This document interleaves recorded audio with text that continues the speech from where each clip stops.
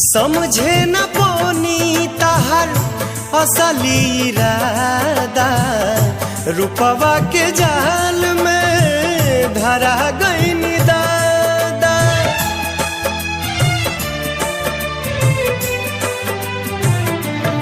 ओ समझे न पौनी तहर असली इरादा, रूपवा के जाल में धरा गईन दादा।